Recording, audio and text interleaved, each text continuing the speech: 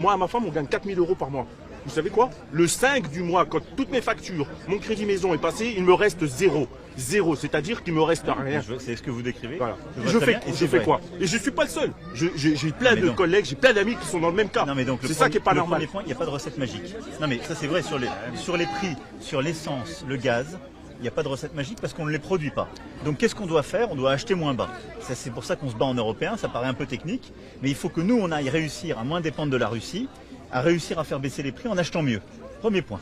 Ça, on commence à se battre et j'ai bon espoir que dans les prochains mois, on le fera baisser. Tant qu'on ne le baisse pas, on a mis en place ce bouclier, mais ce qui fait que c'est l'argent public qui prend une partie de la hausse, ou tout.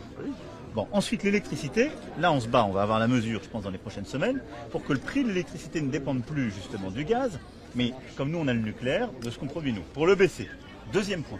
Troisième point, nous, moi je l'ai fait durant ce quinquennat, c'est pour ça qu'ils vous disent tous en pouvoir d'achat augmenter dans ce quinquennat. Non mais je dis pas le contraire. Je vais continuer de le faire et de baisser les impôts. Mais après, j'ai pas de solution magique par rapport à ce que vous dites, parce que vous voyez bien, c'est vos dépenses contraintes, ce que vous dites, le drame que vivent les classes moyennes françaises. C'est les dépenses contraintes qui augmentent. On fait quoi nous? Non mais donc, nous on doit faire ça pour le mettre. Deux, c'est la négo salariale. Là maintenant, si les prix dans la durée restent comme ça, de toute façon, on rentre dans une situation qui est inflationniste. Ce qui fait, mais non mais je vous le dis, dans les négociations. Ouais, mais Monsieur le Président, je suis d'accord avec vous, mais aujourd'hui, vous vous rendez pas compte. Mettez-vous à la place d'une famille française, c'est horrible. C'est horrible d'aller. Mais c'est horrible d'aller faire ses courses, c'est horrible de remplir son réservoir, c'est horrible de. Je vais vous dire honnêtement.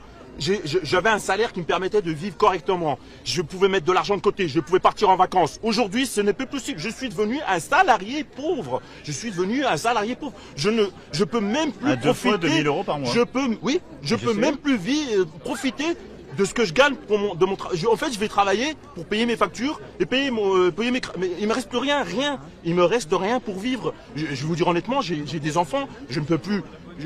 Des fois, je me dis, est-ce que je leur.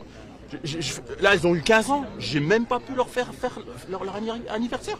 Parce que vous comptez au centime, c'est ça le problème. Moi, je comprends que l'État ne peut pas tout faire.